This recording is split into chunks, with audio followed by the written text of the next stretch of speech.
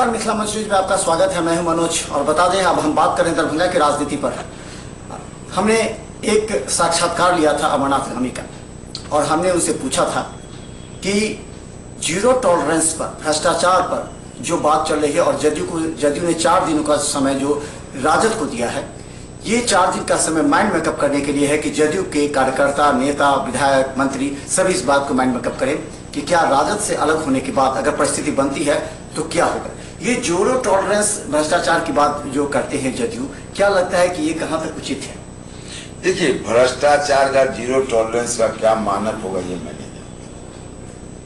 भ्रष्टाचार पर अंकुश लगना चाहिए, इसका प्रत्युत्तर मैं कल भी था, आज भी करूंगा।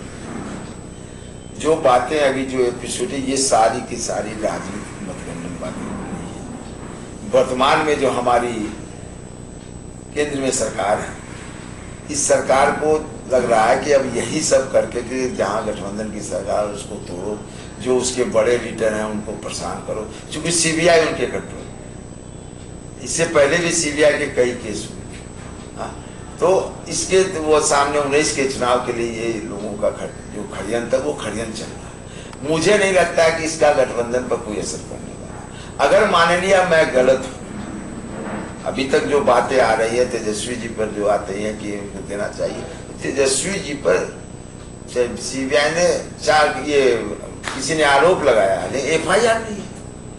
उन्होंने भी अपना बड़ा स्पष्ट बयान दिया है। तो इसके अंदर ये जीरो टॉलरेंस की बात करके ये तो हमारी सरकार का एजेंडा ही था, हम उस पर काम ही कर रहे थे।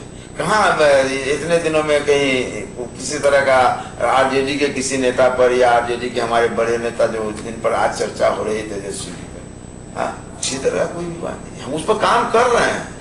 तो ये तो क्या है कि एक राजनीतिक, ये कहीं न नीतीश जी ने इस तरह की बातें कही है, न लालू जी ने इस तरह की बातें कही हैं।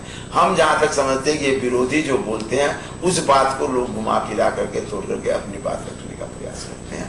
तो इससे नहीं होगा। पर अगर मान लिया कोई गलत है तो गलत है, तो अगर है तो उन पर कार्रवाई होगी, उनको स्वतः हो जाएगी। उसके अंदर ये सरकार के अंदर ये मांग, इससे पहले भी लोग, हमारे दल के भी लोग, कई लोगों पर चार्ज लगा, वो भी हटे, इसमें कहाँ दिक्कत है। तो ये मैं नहीं समझता हूँ कि इसके चलते कहीं कोई महागठबंधन की बात है। ये जो हमारी विरोधी लोग हैं वो सिर्फ एक इसको जो है आम जनताओं में चेहरा, फेस को खराब करने का प्रयास कर रहे हैं। खासकर जो नीतीश कुमार ने जो 4 दिन का जो दिया था कि आप अपना पक्ष पूरा सबूत के साथ पेश करें, वो अब समाप्त होने के कगार पर है।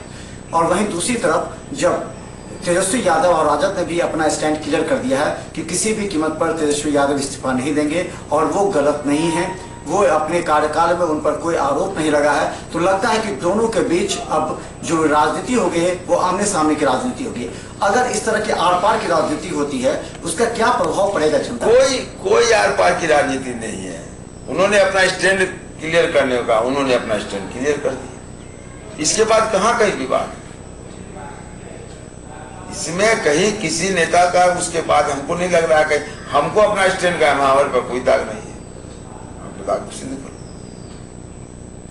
तो फिर इस्तीफा देने नहीं देने की बात आ कहां से रही है, मुझे नहीं समझ में आ रहा है।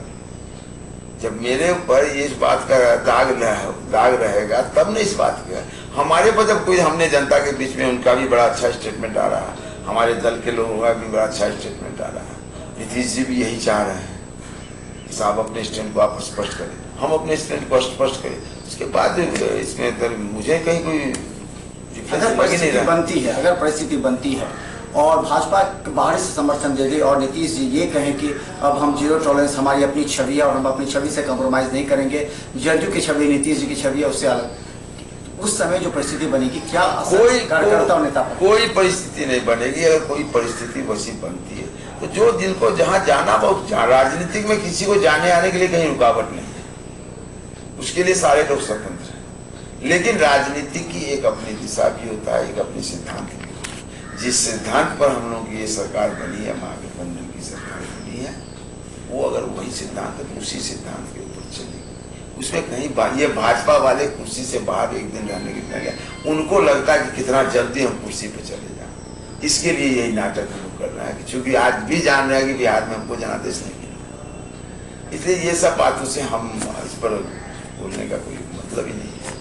लेकिन दरभंगा की जनता में भी इस बात को चर्चा है कि अगर इस तरह की परिस्थिति बनती है तो जो जदयू राजद से जुड़ा हुआ है वो अपना माइंड को किस तरह मेकअप करे, वो भाजपा की तरफ जाए, या फिर दरभंगा नगर निगम की स्थिति में भी परिवर्तन हो सकता है, या फिर दरभंगा की जनता और खासकर जो विभिन्न दल के समर्थक है उनको अपना जो कहें धर्म परिवर्तन या फिर सोच परिवर्तन कहें वो करना पड़ सकता है। नहीं, ऐसा कुछ नहीं होता है तो उसको अंदर जो समय पर जो जिस धारा से जुड़े हुए वहां हो जाते हैं, उसके अंदर इतना सोचने की करने की कोई जरूरत नहीं है। अब मुझको नहीं लग रहा कि ऐसी कोई परिस्थिति, हम 5 साल के लिए जनादेश हमको मिला, हम 5 साल सरकार सब मिलकर चलाएंगे।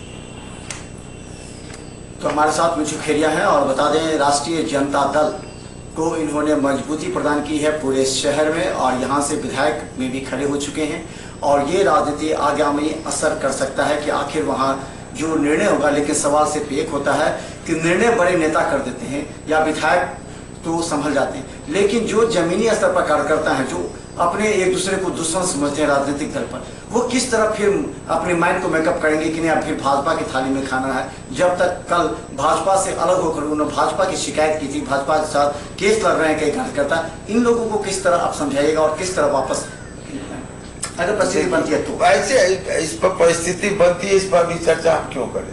और मान लिया परिस्थिति पहले भी कई बार बनी, ये बात तो नहीं है कोई आज पहली बार होगी, बहुत बार ऐसी परिस्थितियां बनी है। तो बनेगी जो परिस्थिति बनेगी जिनकी जहां जो मानसिकता, उस मानसिकता के साथ उनको वहां जाना पड़ेगा। राजनीति का जो धर्म वो हाँ, लेकिन जो अगर हम सिद्धांत की राजनीति करते हैं तो हमको भी अपने सिद्धांत पर अटल रहना होगा। इसलिए इस पर अभी कुछ कहना या करना मुझको नहीं लगता है कि कहीं। और जहां तक नगर निगम की राजनीति है, नगर निगम किसी दल की राजनीति नहीं है। हम बाहर बैठ के जरूर से राजनीति को करते हैं, वहां भीतर बैठ करके जो लोग आए जिनको जनता ने जनादेश दिया वो स्वतंत्र राजनीतिक है और लोगों को स्वतंत्र राजनीतिक पर ही वहां काम करना पड़ेगा। पद बदल सकते हैं लेकिन उसके लिए काम वहां स्वतंत्र, वहां मैं नहीं समझता हूँ कहीं कोई फर्क पड़ेगा। न तो यहाँ तो कोई न तो आरजेडी के नाम पर किसी को वोट दिया, न जेडीयू के नाम पर वोट दिया, न सब एक दूसरे के साथ मिलकर के काम करने का जो प्रयास है वही रहेगा। और मैं उसी स्वतंत्र राजनीति के नगर निगम के जो मैं महापौर जी को भी कहा कि वहाँ आप अपनी स्वतंत्र राजनीति कीजिए। वहाँ 48 लोगों को लेकर आपको चलना, किसने वोट दिया किसने वोट नहीं दिया ये सारे मैटर खत्म है। और आपको सारे लोगों का जो समझो जो आपके पास संसाधन है सभी लोगों का, आम जनता को जिसके अधिक लाभ मिलता हो।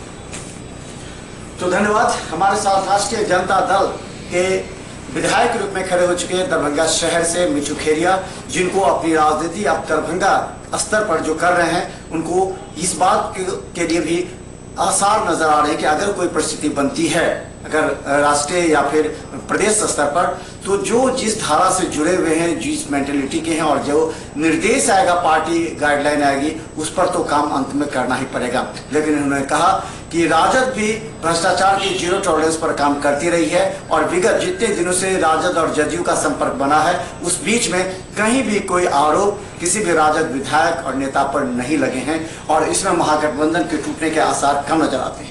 लेकिन जो परिस्थिति बन रही है उसमें चर्चा है कि जल्द महागठबंधन टूटेगा। कुछ लोग कह रहे हैं कि राष्ट्रपति शासन भी लागू हो सकता है, कई लोग कहते हैं कि भारतीय जनता पार्टी के सहयोग से अभी 3 साल आगे सरकार नीतीश कुमार के रूप में चलेगी। लेकिन देखते हैं क्या कुछ होता है। अभी सभी बातें पूरी तरह राष्ट्रीय जनता दल और जदयू में टिकी हुई है। धन्यवाद।